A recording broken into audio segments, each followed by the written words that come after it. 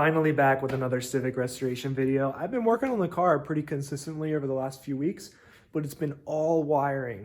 The wiring project was supposed to be just tucking the wiring that originally ran through the engine bay into the fender, which is what we did on this side over here, and this actually only took a day. So as you can see, it runs through. It's all tucked up there. Here it's all tucked.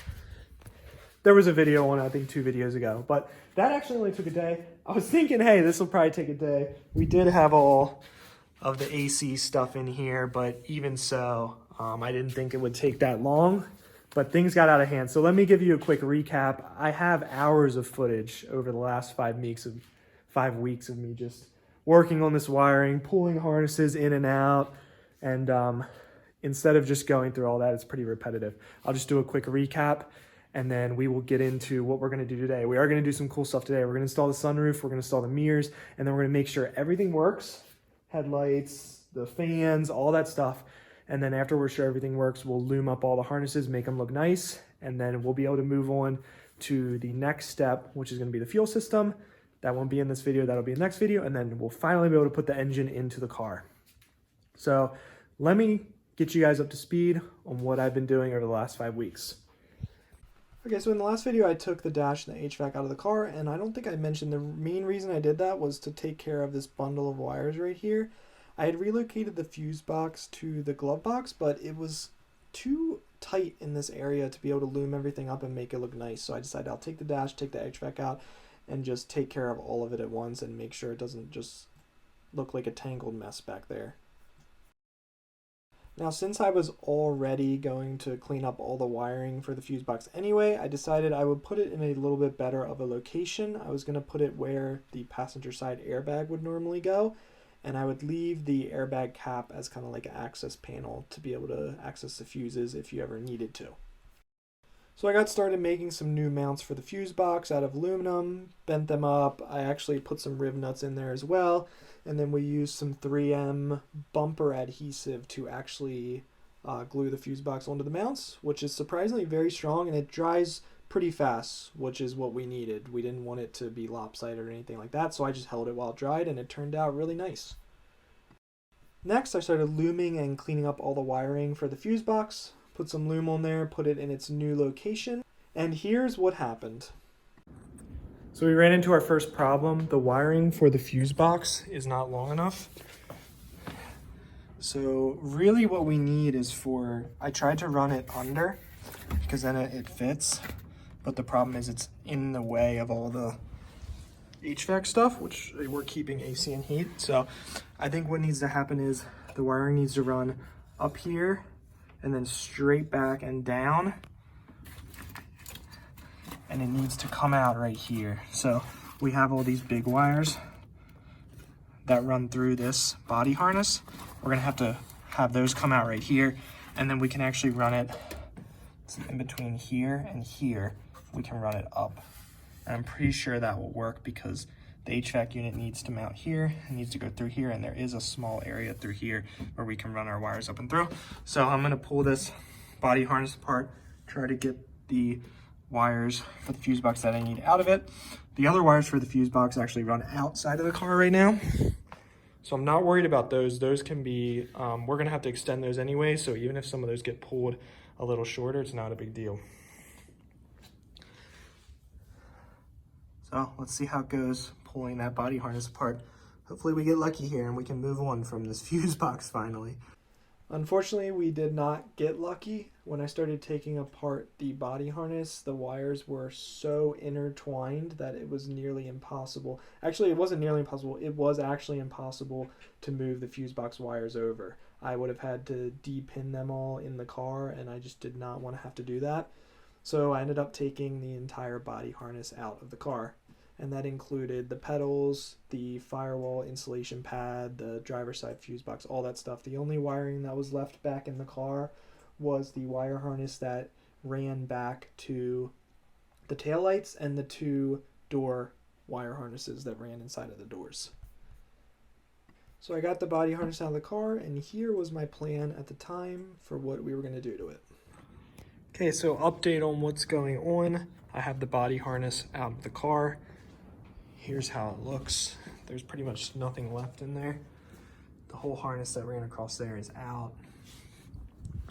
And what I'm doing is I'm gonna remove all of the unused wires. So for example, we have wires like this or the OEM ECU connectors. All this is gonna be removed. And just as an example of what this is going to take, I've identified one wire, which is this white-red wire. And it runs all the way over here, it splices off, and it goes all the way, interestingly, to the sunroof. So I don't know what this is even used for, but this runs down, I guess, to one of the fuses in the fuse box. So maybe it's just that these were on the same circuit. I'm not sure, but what I'm thinking about doing is just cutting and splicing these in. I'm sure there's going to be a lot of other instances like that because there's other splices like that in here. There's one right here as well. So I'm sure there's going to be lots of scenarios where we have to cut wires out, resolder them together. I'm just going to start tackling this, and I'm probably not even going to time lapse it. It's going to take a very long time. So let's just see how it goes. So I started removing all those wires, and like I had thought, there was a decent amount of wires that ran on the same circuit that needed to be clipped out, merged together. There was a few wires, so that was pretty interesting to figure all that out. But you basically just take it one wire at a time. It wasn't too bad. I also decided to integrate the hybrid racing K-swap conversion harness into here, and I ended up shortening some of the wires for that as well and cleaning things up a lot, because when I originally installed that conversion harness, some of the wires, I think for like the ELS, and there was like 3 green wires that needed to be spliced in to the main body harness, and they were just way too long and they were always flopping around. So I was able to get all those cleaned up and loomed up very nicely. So after many hours of work, here's how it turned out. So I got the harness all tidied up. All the fuse box connectors down there. C101 plug that connects to the engine harness. We got the E plug for the engine harness. So that stuff will kind of sit down here like this. Hopefully our O2 sensor should still work as well. It's super long, so we'll just run that down like with this stuff. The door plug. We got a relay we have to mount. That's part of the conversion harness. And then everything that runs through the fender out there. HVAC stuff.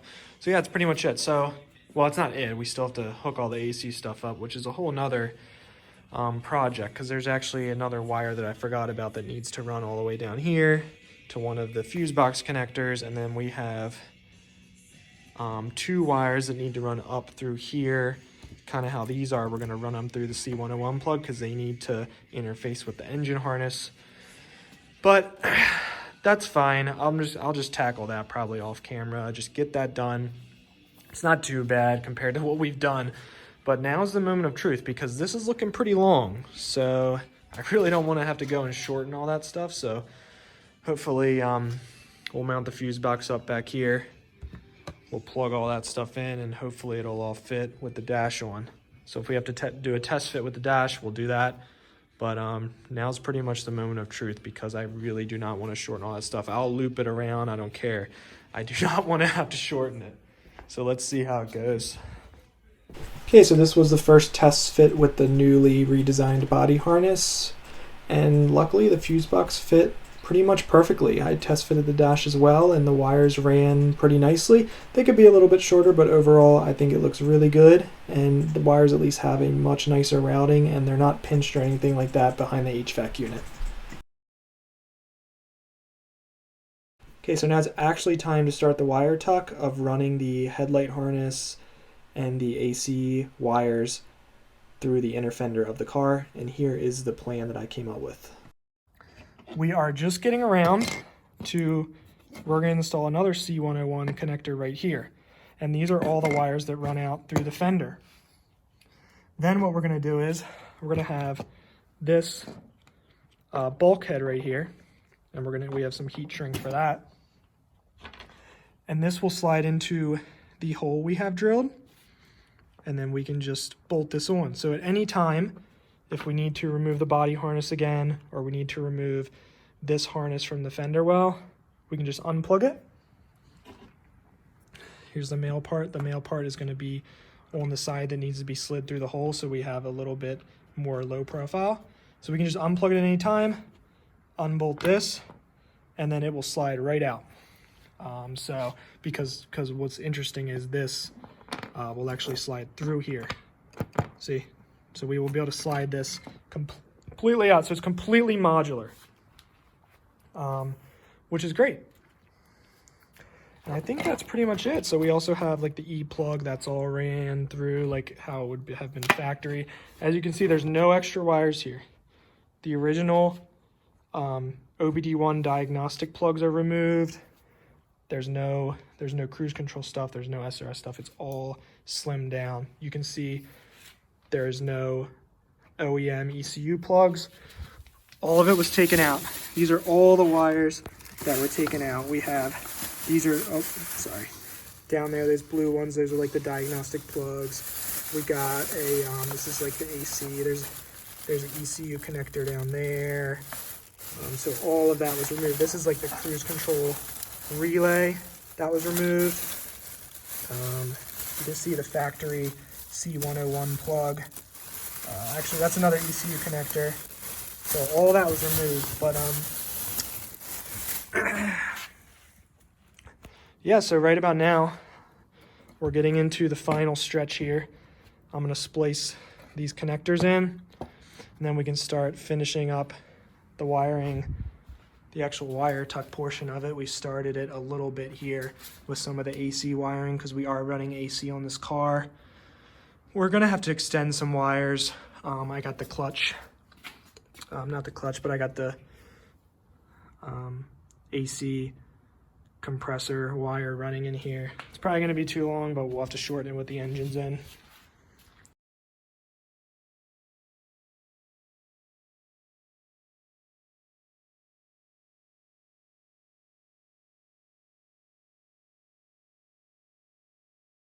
Okay, so I got both the connectors pinned out. Everything's in there. Most of the stuff's actually wired up now. I got the horn right here, the condenser fan, and then the radiator fan. We've got the AC compressor up there, filter dryer, pressure switch, the relays. So these are all the right length already. Now I'm going to go through, extend the headlight wires. We'll do the grounds, and then we'll be able to finally plug this in. So now I just got started routing all the wires. I just used some electrical tape to get them in the position that I wanted them to be in, and then obviously we also had to do all the grounds as well and run those. Had to extend about half the wires, but it wasn't anything too crazy that we hadn't done before already. So after I was done with the wiring, I went ahead and put everything back in, put the body harness back in, hooked up the new harness that ran through the fender, put the HVAC unit back in the car. I also mounted a new power stud instead of the large red box that I'd used before because there was actually not enough room for that red box with the dash and the glove box and all that installed in the car. So we're just using a nice small power stud now. And then here's everything all hooked up. I was testing all of the AC stuff, that the doors all worked. A lot of the dash stuff worked, lights, blinkers. We had a few things that weren't working. I had an alarm system that had been in the car, so there was a few cut wires that I needed to find out where those ran, so I fixed all that. And then pretty much everything was working. And that is the update. Now that you guys are all up to speed, I'm going to actually get the mirrors installed on the car. Hopefully those work because I did de-pin them to have them painted just so I can fully disassemble them, make sure we got the white paint all in the crevices. So hopefully those work. I really don't feel like messing around with those today. Let's see how it goes.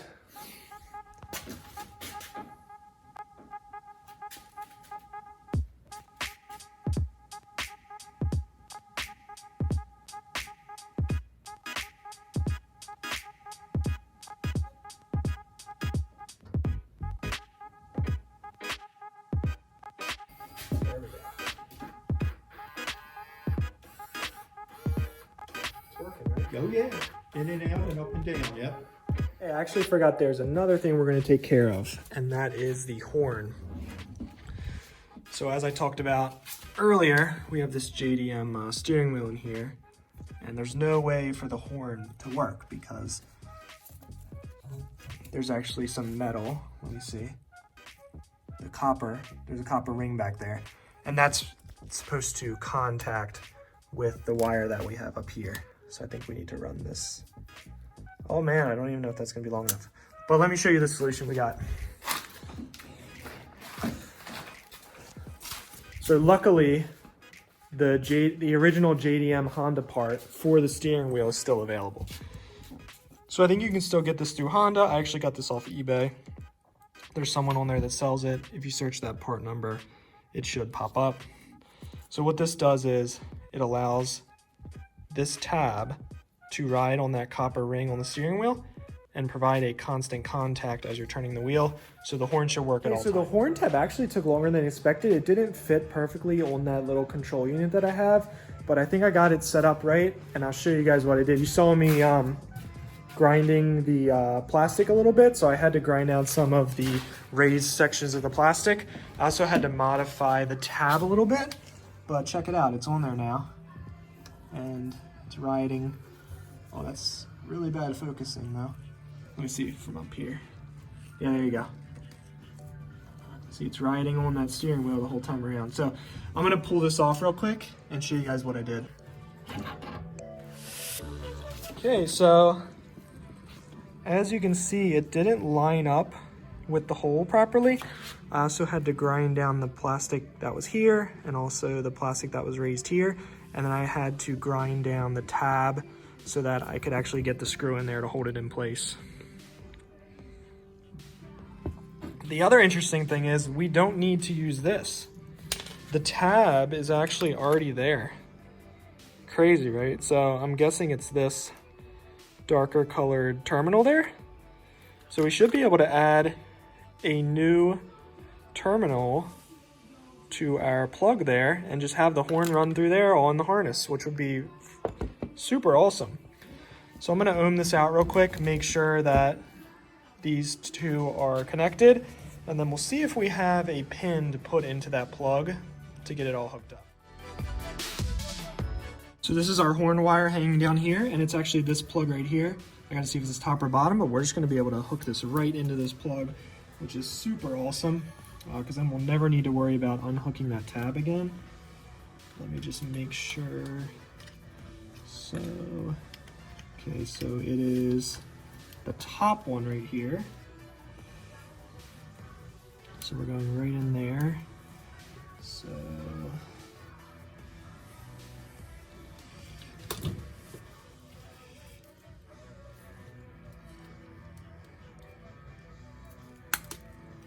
trim that to length.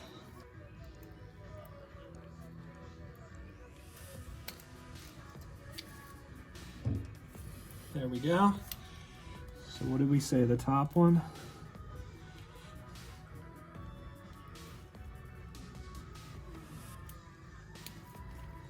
There we go. Fits right in.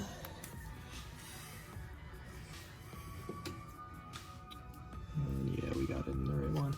Okay, so I'm gonna go ahead and get the steering wheel back on, get everything buttoned up, and then we'll just put the center section on the steering wheel, and then when we press on the center section, it should trigger the horn relay down here, and we should be able to hear it.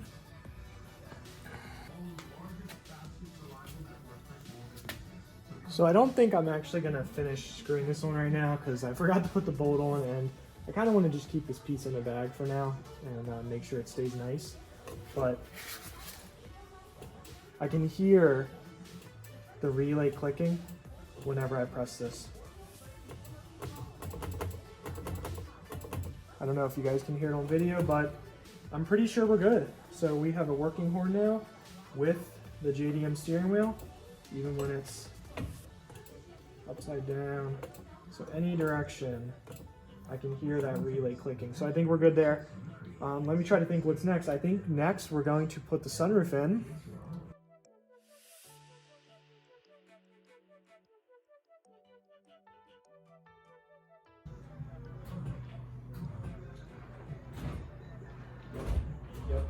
we go. Yep. Here's the roof. Dude, that is friggin' awesome.